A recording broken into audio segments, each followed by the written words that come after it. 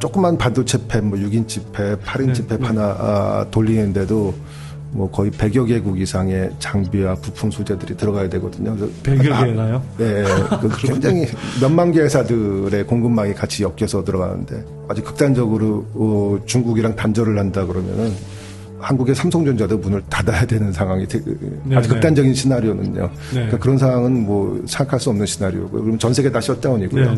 예, 아주 뭐 수십조, 뭐 누적되면 수백조 돈을 계속 반도체 쪽에 투자를 하고 있고요. 첨단 부분에서는 이미 거의 봉쇄에 당했다. 중국이 미국에 의해서 그렇게 봐도 될 것 같고요. 뭐 14나노 파운드리 기준으로요. 그렇지만 이제 레가시 분야에서는 중국이 또 레가시 분야도 또 투자를 많이 하고 있습니다. 그래서 레가시 분야에서 중국의 비중이 좀 높아지지 않을까 이런 생각도 하고 있습니다.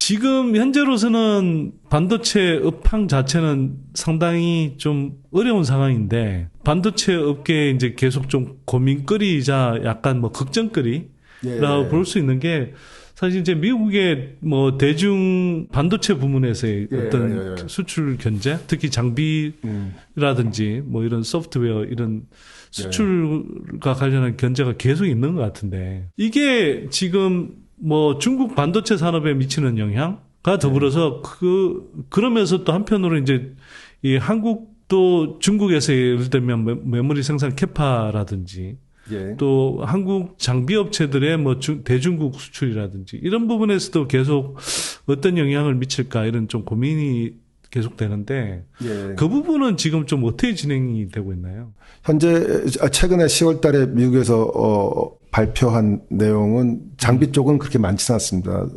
스캐너 쪽에 일부 추가되는 내용하고 그다음에 뭐 소프트웨어 관련된 이런 내용들이고 대부분은 GPU, 인공지능 관련된 칩들에서 그 수출 가이드레일을 더 높인 거였고요. 장비 쪽은 추가적인 제재가 미국 내도 굉장히 다양한 보일 수가 있는데 뭐 최근에 이제 뭐 강경한 보고서 유해조사부에서 나오기도 했지만은 또 다른 쪽의 보이스들도 많이 있거든요. 또 반대 측은 뭐 어플라이드 매트리얼이나 램스로치 KLA 이런 쪽에서는 또 반대의 목소리를 내고 있어서 반대의 목소리라면 뭐 업계 입장에서는 아무래도 뭐 그런 통제를 당하는 게 좋지는 않을 거여서 가이드레일을 올리지 말자라는. 근데 그래도 뭐 나름 그렇게 안 올려도 된다는 근거가 있을 거 아니에요, 업계에서는. 너무 지나치게 올려버리면 또 중국의 반도체 생태계에 대한 노력들이 더 강화되고 오히려 미국 회사들이 역풍을 맞을 수 있다. 이런 논리들이 미국 반도체 협회 중심으로 또 많이 나와요. 그리고 중국도 뭐 자기들 카드도 좀 있거든요. 예를 들어 어떤 카드가 있습니까? 휘토류나 또 광물 쪽, 갈륨 같은 것들, 원자재에 대한 그런 공급망들을 쥐고 있어서 미국과 중국이 경쟁을 한다 그래도 완전히 갈라서는 건 불가능합니다. 그러면 전 세계에 있는 반도체 팹들이 다 섰버려요. 그러니까 어떤 적정선에서 어디까지 갈라서느냐를 봐야 되는데 군사적인 부분 또 아주 첨단의 인공지능 관련된 부분들 이쪽에서는 확실하게 두 나라가 갈라설 것 같고 그러니까 중국이랑 중국의 공급망 이렇게 갈라설 것 같고요. 레가시 쪽에서는 아직 크게 변화가 앞으로 없지 않을까 이런 기대를 하고 있는데 예를 들어 뭐 현재 파운드리 기준으로 가이드레일이 14나노 기술까지 중국에 수출을 못하게 돼 있는데 그게 조금 더 올라간다는 수준의 검토들이 이루어지는 걸로 알고 있어요. 근데 아주 큰 변화는 없을 거다라고 얘기하는 분들 꽤 많습니다. 또 역으로 나비 효과가 또 중국 쪽에서 생기는데 중국에서는 반도체의 소부장에 관련된 투자들을 천문학적인 금액을 들여서 투자를 하고 있어요. 그래서 어떤 품목들은 상당히 높은 수준으로 빠른 속도로 캐치업을 하고 있고요. 또 어떤 품목은 아직 그 미국이나 일본, 서방에 비해서 30년 전 기술을 쫓아가지 못하는 경우도 있고 굉장히 섞여 있습니다. 제가 조금 궁금한 것 중에 하나는 미국 정부의 의도라고 표현해야 될까요? 하여튼 이렇게 의도가 뭐 반도체 산업의 이제 그 성장을 특히 이제 그 첨단 반도체 쪽 성장을 이제 저지해서 기술적인 측면에서의 중국의 뭐 미국 추격 또는 그래서 이제 패권 도전 이런 것들을 좀 좌절시키려는 게 뭐 미국 정부의 의도 아닌가 싶은데 한편으로는 이제 히토류라든지 갈륨 같은 그런 뭐 희소한 원재료 것들로 또 이제 중국이 보복할 경우를 아무래도 대비하지 않을 수 없을 것 같거든요. 중국은 한편으로 뭐 이제 군사용이든 또는 뭐 인공지능 산업과 관련한 그런 뭐 첨단 반도체 쪽이든 그런 쪽은 이렇게 어쨌거나 견제하면서 그러면서도 또 중국의 이제 강력한 보복이 또 나오면서 아예 글로벌 반도체 산업의 공급망 자체가 뒤흔들리는 그런 정도까지는 피하려고 하는 줄타기? 대략적으로 제가 갖고 있는 감이 맞는 건가요? 어떻게 보세요? 예. 네. 저도 뭐 미국 사람들한테 직접 얘기 들은 건 아니지만은 네. 조금 전에 말씀하셨듯이 조그만 반도체 팹, 뭐 6인치 팹, 8인치 팹 하나 돌리는데도 뭐 거의 100여 개국 이상의 장비와 부품 소재들이 들어가야 되거든요. 100여 개가요? 네. 굉장히 몇만 개 회사들의 공급망이 같이 엮여서 들어가는데 네. 아주 복잡하게 얽혀 있습니다. 네, 근데 네. 아주 극단적으로 중국이랑 단절을 한다 그러면은 한국의 삼성전자도 문을 닫아야 되는 상황이 네, 아주 극단적인 시나리오는요. 네. 그러니까 그런 상황은 뭐 생각할 수 없는 시나리오고 그러면 전 세계 다 셧다운이고요. 네, 네. 예. 그러니까 뭐 반도체 생산이 안 되면 뭐 지금 돌아갈 수 있는 기기 자체가 없죠. 뭐 자동차도 지금 전동화가 엄청 되고 있는데 예. 반도체 수요도 그만큼 또 많이 생기고 있는 거고. 그러면 중국은 여기에 대해서 좀 어떤 식으로 대응하려고 하고 있는 거죠? 제가 이렇게 중국에 가서 중국 고객들하고 얘기를 해보고 전지를 가서 네. 보고 하면은 그럼에도 불구하고 미국하고 패권 경쟁하려면은 반도체에서 돌파구를 찾아야 된다고 생각을 하는 것 같아요. 그래서 네. 아주 뭐 수십조, 뭐 누적되면 수백조 돈을 계속 반도체 쪽에 투자를 하고 있고요. 네. 국가의 인재나 자원들을 가장 집중적으로 반도체 분야에 투자를 하고 있습니다.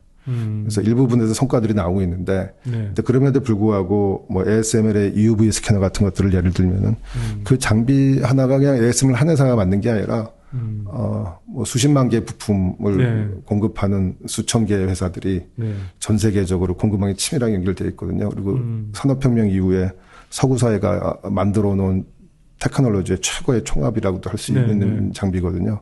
근데 그런 장비를 그 공급망에서 배제된 상태에서 혼자 만든다는 것들은 정말 어려운 일이거든요. 네. 렌즈도 만들어야 되고 스테이지도 만들어야 되고. 그래서 그런 어떤 분야는 그런 EUV 장비 같은 데는 쫓아가려면은 굉장히 많은 시간과 노력들이 필요해요. 수십 년의 시간과 천문학적인 금액들이 필요로 한데 첨단 부분에서는 이미 거의 봉쇄에 당했다. 중국이 미국에 의해서 그렇게 봐도 될 것 같고요. 뭐 14나노 파운드리 기준으로요. 그렇지만 이제 레가시 분야에서는 중국이 또 레가시 분야도 또 투자를 많이 하고 있습니다. 그래서 레가시 분야에서 중국의 비중이 좀 높아지지 않을까 이런 생각도 하고 있습니다. 레가시 반도체 쪽을 투자를 많이 한다 하더라도 예를 들어서 첨단 반도체 쪽에 필요한 그걸 만들 수 있나요? 충분히? 못 만듭니다. 근데 성능이 많이 떨어지겠죠. 예를 들어서 뭐 미사일을 썼는데 좀 약간 정확히 안 맞추고 좀 약간 삐껴서 나가겠죠. 아니 그러니까 아무리 양으로 때려 부어도 이게 어떤 예를 들어서 아까 말씀하셨듯이 어떤 정밀도를 요한다든지 그런 어떤 그 질이 중요한 어떤 부분이 있는데 중국이 아무리 이제 그걸 막 엄청난 정부에 이제 뭐 자금을 집중하고 뭐 그렇게 해서 이빨이 없으면 잇몸으로 씹는다는 느낌으로 한다 하더라도 그걸 지금 이렇게 이제 뭐 미국에서 집중적으로 견제당하면 그 반도체 산업의 이제 첨단화가 그렇게 잘 진행될 수 있을까 하는 생각이 좀 들긴 하네요. 뭐 아주 힘든 과정을 거칠 겁니다. 그럼 이게 지금 당장은 이래도 5년, 10년 이런 식으로 계속 가면 적어도 첨단 반도체 쪽에 관한 격차가 굉장히 많이 벌어지겠군요. 그럴 거라고 예측이 됩니다. 그래서 미국이 사실 칩4 동맹이라는 걸 뭐 구성하자 이런 것도 사실 결국은 그 기술 패권 경쟁에 있어서 이제 그 반도체 산업의 중요성을 이제 그 생각하고 그렇게 해서 쉽게 말해서 중국을 견제하고 봉쇄하는 그런 전략으로서 지금 내놓은 거라고 볼 수 있는 건가요? 반도체 공급망이 되게 복잡해서요. 뭐, 설계하는 툴도 있어야 되고, 또 설계하는 회사도 있어야 되고, 장비 만드는 회사, 부품, 뭐, 소재를 만드는 회사, 또 팹을 돌리는 회사, 또 후공정 회사, 이렇게 아주 많은 플레이들이 하고 있는데, 미국이 반도체를 뭐, 1948년부터 해가지고 만들어서 반도체 종주국이지만은, 또 뭐, 매니팩처는 상당히 약하고요. 네, 그렇죠.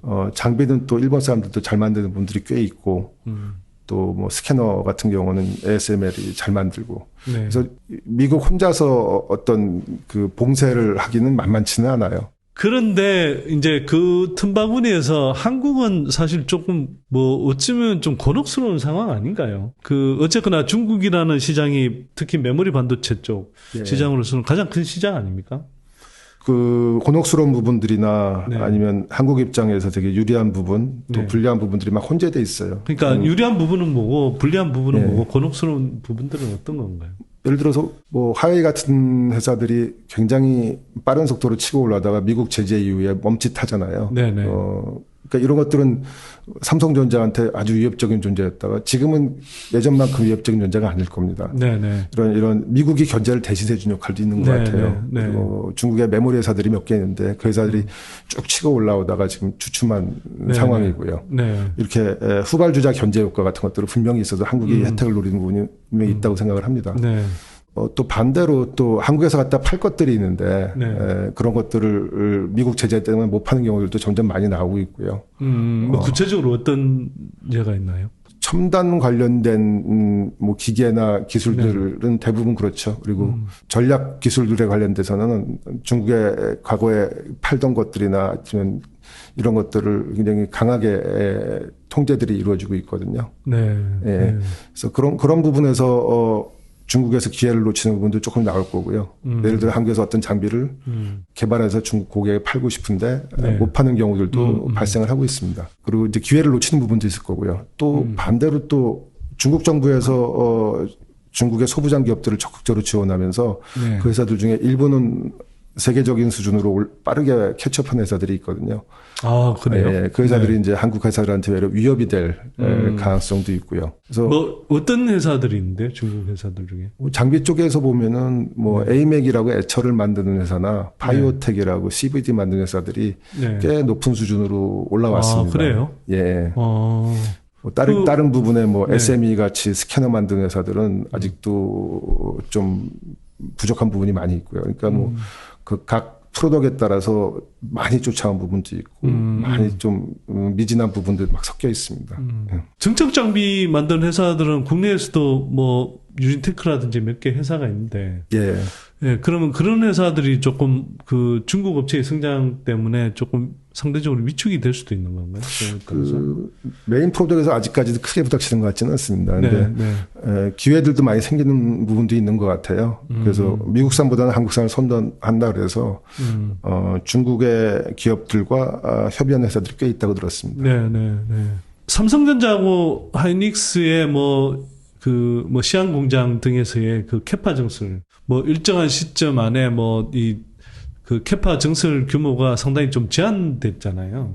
예. 거기에 따른 타격은 좀 없을까요? 그거보다 더 큰 걱정이 있었거든요. 그러니까 뭐 새로운 기술의 장비를 사지를 못하면 어떡하냐. 근데 그 문제는 일정 부분 해소된 것 같아서. 네네. 그러니까 중국에 있는 우리 공장에서. 시안이나 우시에서요. 네.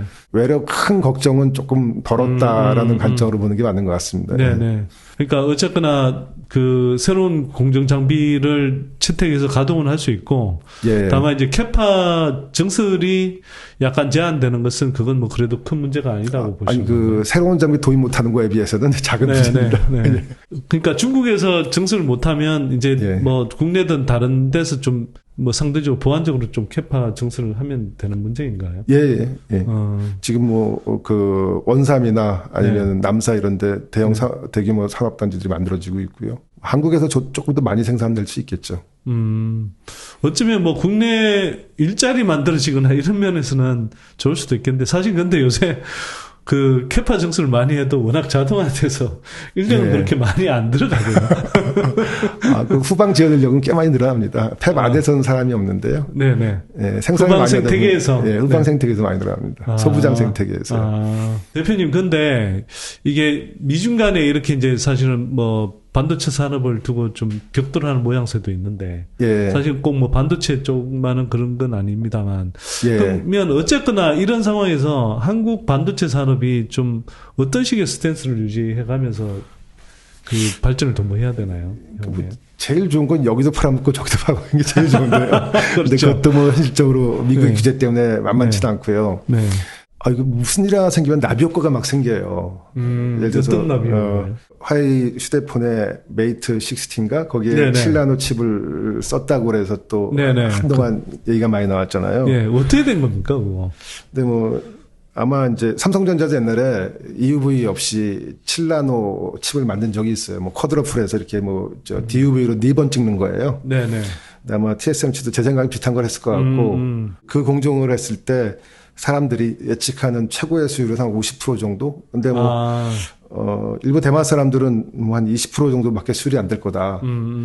화웨이가 주문을 왕창 받았어요. 뭐 몇백만 대 주문을 받은 것 같은데 뭐 저도 전해 들은 얘기인데 그거 만들어내려 그러면은 수율이 낮으니까 굉장히 많은 장비를 써야 돼요. 네.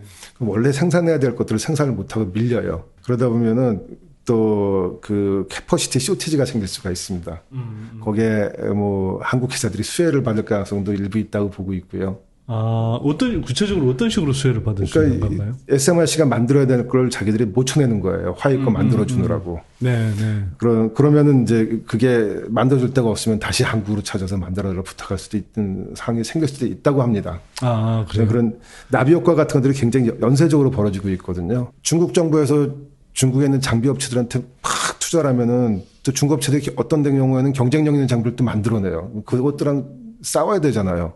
경쟁을 해야 되는데 조그만 회사들이라도 전 세계에 돌아가는 판을 읽고 내 업계의 경쟁자들이 지금 어떻게 움직이고 있고 내년에 예를 들어 트럼프가 만약 집권을 한다면은 반도체 바이든이 민 것처럼 세게 밀까? 사람들이 약간 걱정을 해요.